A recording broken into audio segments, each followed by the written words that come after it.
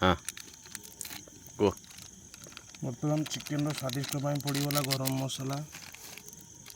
ता पछक आसीगला आमर चिकेन मसला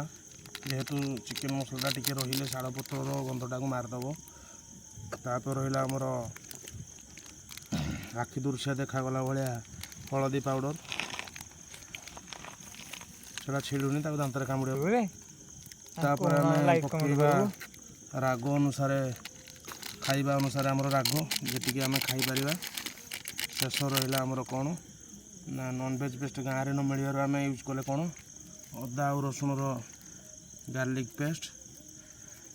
बर्तमान निआ आमर सेपटे जलिकी बर्तमान रोड पड़गला आपण मैंने देखिपे कि रोड कौ भाया तापमात्रा आम काठ जालिकी आमर जड़े भी बड़ नना अच्छा से निआ डिपार्टमेंट दायित्व अति सुंदर भाव में निआ को जालुंट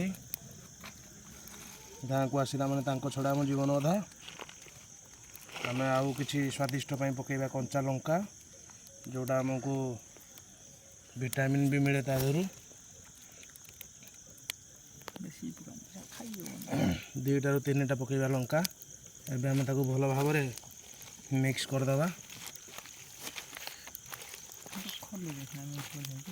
सल्ट सल्ट पड़ी प्रथम बर्तमान आम लुण प्रथम पकई देइछंती आउ कहवाक तो मो पाखे किसी वार्ड ना एणुक मुझे जहाँ करुँची आपण मैंने देखु अत्यंत स्वादिष्ट एवं टेस्टी लगे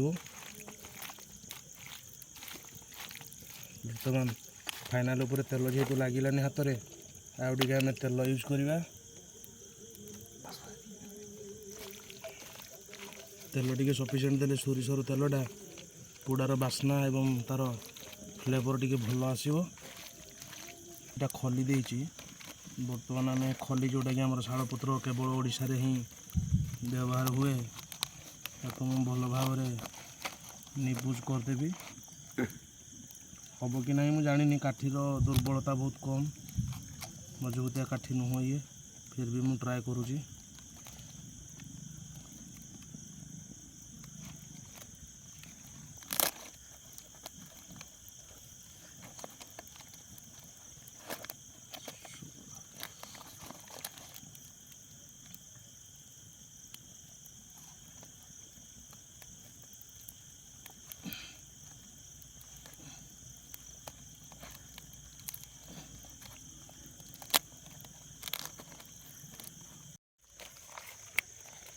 बर्तमान आमर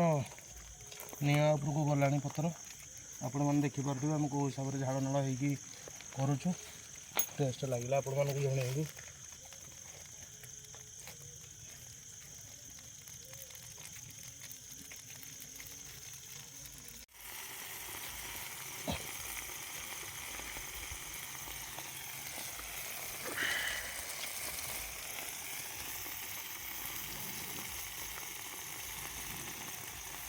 जी रड़ अच्छी आउ न जलिले भी हम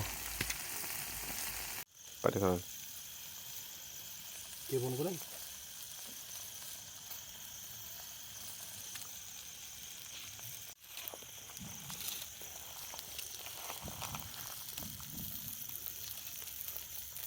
कौन बाड़ अच्छी कौलिया गंध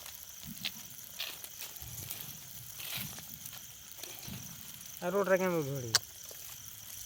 फोटोटा ना रोडा दरकार डाक कर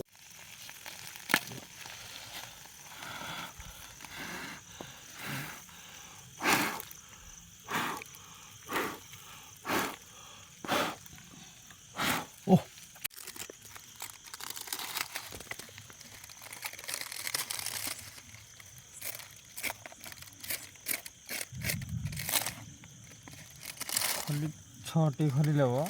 भर टोटाल पड़वानी तो कदली पत्र हिंदी पुड़े मजा लगे ठीक है पुड़े